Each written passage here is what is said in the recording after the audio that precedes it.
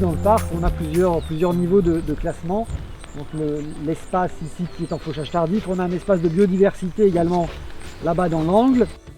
L'exemple très concret de la réutilisation des déchets, le traitement des allées. Et puis on a juste de l'autre côté de la haie, là-bas, une jeune agricultrice qui s'est installée aussi en agriculture raisonnée, qui est une jeune maraîchère. Donc on réussit à avoir aussi des actions pédagogiques entre son exploitation agricole et la façon dont nous ici on peut gérer un espace public. On commence à expliquer aux enfants que voilà, une pelouse c'est pas forcément partout tondue tout le temps de la même façon toutes les semaines. Que les arbres sont pas tous taillés avec la même sévérité. Donc ça permet d'instiller un petit peu cette notion de gestion différenciée des espaces. Toutes les premières fleurs du printemps, on les a pas tondues, elles ont pu fleurir, défleurir, ça c'était top. Et surtout pour le niveau des insectes, quand on va les faucher en fin d'année, on fait toujours une passe avec le tracteur ou la tondeuse pour laisser un échappatoire aux insectes et pas tourner en colimaçon pour qu'à la fin, la dernière passe, on tue tout le monde. Aujourd'hui, un cimetière, ça reste assez triste dans le sens où c'est un cimetière, mais aussi parce que ça reste gris, les matériaux qui sont utilisés sont assez fades. Vous voyez, aujourd'hui, on a une allée qui est vachement... ça égaye, quoi. Et là, quand vous venez avec le ciel bleu, monsieur le maire disait tout à l'heure, c'est des cimetières paysagers, quoi. Les allées principales sont faites avec la machine qu'on a vue en bas à l'atelier.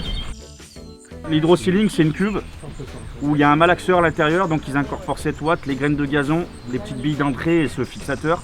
Du coup, c'est tout malaxé et derrière, après, ils ouvrent la vanne et puis ils déposent comme ça, avec un tuyau, quoi. L'objectif, c'est d'ouvrir le cimetière l'année prochaine, j'espère, sur le parc qu'il y a derrière, de façon à ce qu'on puisse avoir une prolongation du parc dans le cimetière et que les gens puissent venir se promener dans le cimetière.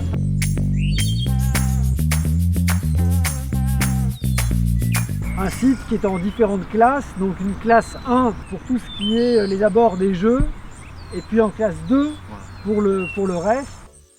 Et on a le long de la route installé donc une haie vive avec des essences plus ou moins locales.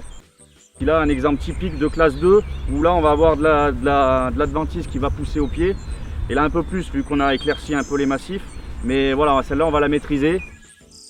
Aujourd'hui dans une forêt, personne n'y vient la tailler. Elle pousse toute seule et elle est belle. Et c'est ce qu'on essaye de reproduire un petit peu dans nos massifs.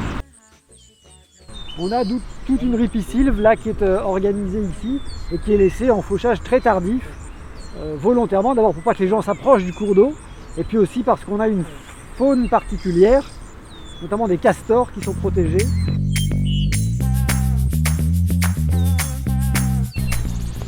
Voilà, du coup, donc une place un peu plus urbaine où là, pour vous donner une idée, c'est vraiment une classe 1. Voilà. Donc du coup, c'est aussi une place qui accueille le marché les mardis et les vendredis. Donc ouais, place vivante où il y a pas mal, vraiment beaucoup de fréquentation et là on y apporte vraiment une attention particulière. Ouais. Vous voyez, on a pas mal de coursives avec des pavés, des autobloquants et pas mal de joints de dilatation. Toutes les mauvaises herbes là sont faites une fois par semaine quand on vient tondre. Vraiment le niveau 1 c'est vraiment la planctule voilà, qui est comme ça et si vous la tuez tôt, vous ne serez pas embêté derrière.